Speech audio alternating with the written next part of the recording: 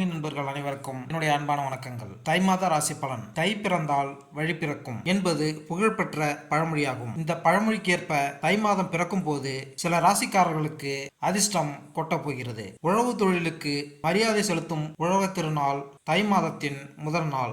அமாவாசை நாட்களில் பித்ருக்கள் பூஜையை முறையாக செய்து குடும்பத்தில் குழப்பம், சண்டை, வியாதி, வம்ச விருத்தியின்மை போன்றவை ஏற்படும். உலகில் உயிர்கள் பிறக்க காரணமாக இருப்பது சூரிய ஒளி என்பதால் இந்தியாவில் பெரும்பாலான விரதங்கள், பண்டிகைகள், விசேஷங்கள் சூரியனின் மையமாக வைத்து கொண்டாடப்படுகிறது. அதாவது சூரிய பகவான் தனுசு ராசியிலிருந்து மகர ராசிக்கு பயிற்சியாகக்கூடிய மகர சங்கராந்தி ஜனவரி 15ஆம் தேதி, அதாவது தை மாதம் தொடங்க உள்ளது. சூரியனின் ராசி மாற்றத்தால் சிறப்பான பலன்களை பெறக்கூடிய ராசிகள் அல்லது ராசிக்காரர்கள் யார் என்பதை இங்கு பார்ப்போம். சூரிய பகவான் தன்னுடைய மகனான சனி பகவானின் வீடான மகர ராசியில் சஞ்சாரம் செய்ய உள்ளார். மகர சங்கராந்தியான தை மாதத்தின் 12 ராசிகளின் வாழ்க்கையிலும் சாதகமான தாக்கத்தினை ஏற்படுத்தும். கிரகங்களின் ராஜாவாகவும் ஆத்மகாரனான சூரிய பகவான் ஜனவரி 15ஆம் தேதி மதியம் 2:32 மணியளவில் மகரத்தில்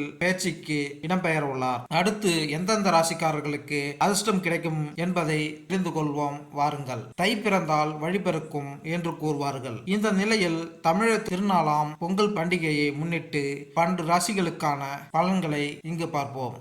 மிதுன ராசி. எனது அன்பார்ந்த மிதுன ராசி அன்பர்களே, இந்த மாதம் உங்களுக்கு நல்ல முன்னேற்றமான காலமாகத்தான் அமையும். காரணம், குரு பகவான் உங்களுடைய ராசிக்கு 11ஆம் வீட்டில் அமர்ந்திருக்கிறார். சூரிய பகவான் 3ஆம் அதிபதி 8ஆம் வீட்டிலும், ராகு பகவான் 10ஆம் வீட்டிலும் என்று நல்ல முன்னேற்றமான பலன்களை காண்பீர்கள். இந்த மாதம், இந்த தை மாதத்தில் ஏற்கனவே இருந்த துணங்கங்கள் நீங்கி புதிய வாய்ப்புகள் வழி திறக்க போகிறது. காரணமே இல்லாமல் சர்க்களை சந்தித்து வந்த நீங்கள் காரணத்தோடு நல்ல ஏணிப்படிகளில் முன்னேறி வாழ்க்கையின் இலக்கை அடைவதற்கான வழிகளை திறந்து கொடுக்கும். உங்களுடைய வயிறு சம்பந்தமான ஏதேனும் தொந்தரவு ஏற்பட்டால் உடனடியாக மருத்துவரை அணுகுங்கள். வண்டி வாகனத்தில் சற்று கவனமாக இருப்பது நல்லது.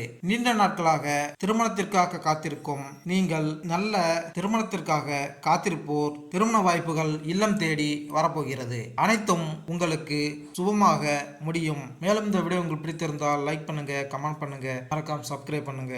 நன்றி, வணக்கம்.